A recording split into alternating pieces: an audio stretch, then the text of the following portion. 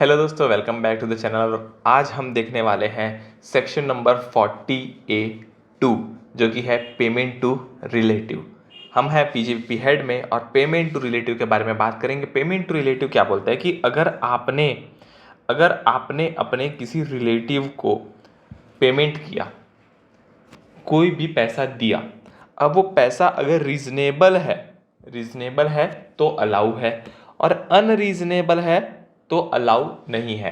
For example, अगर आपने आपकी इनकम कम करने के लिए अपने वाइफ को ही एज ए अकाउंटेंट दिखा के सैलरी दिखा दी और उनको अकाउंटिंग करनी आती ही नहीं है, तो क्या हो गया? वो अनरीजनेबल। तो जब आप अनरीजनेबल एक्सपेंसेस दिखाओगे तो उसको अलाउ नहीं किया जाएगा।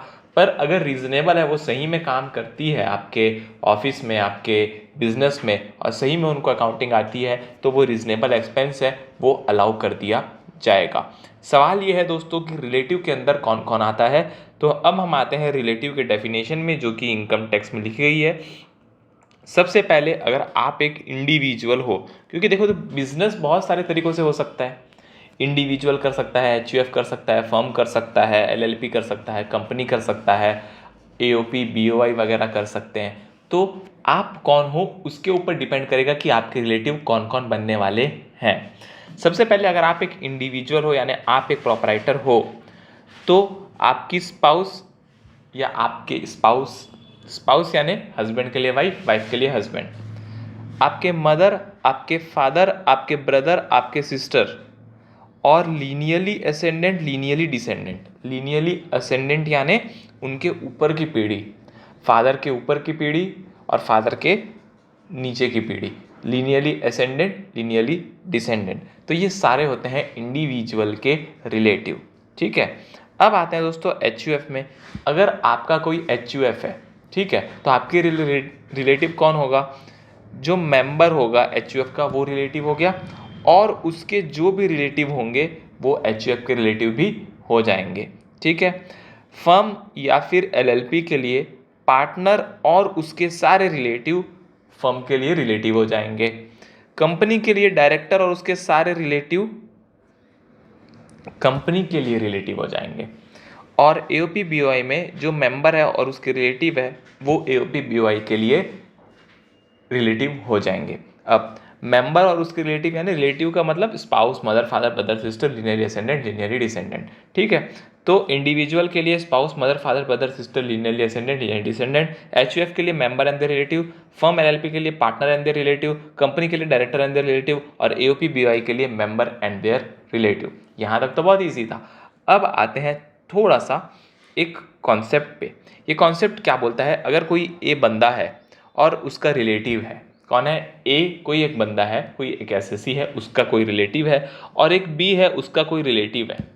बी और उसका कोई रिलेटिव, अगर ए का बी में सब्सटेंशियल इंटरेस्ट है, ए का बी में सब्सटेंशियल इंटरेस्ट का मतलब होता है कि अगर आपके पास 20% शेयर होल्डिंग है कंपनी के केस में, या फिर 20% प्रॉफिट शेयरिंग रेशियो है फर्म एओपी बीओआई के केस में, तो आप बन जाते हो सब्सटेंशियली इंटरेस्ट, यानी आप 20% ओनर होने चाहिए।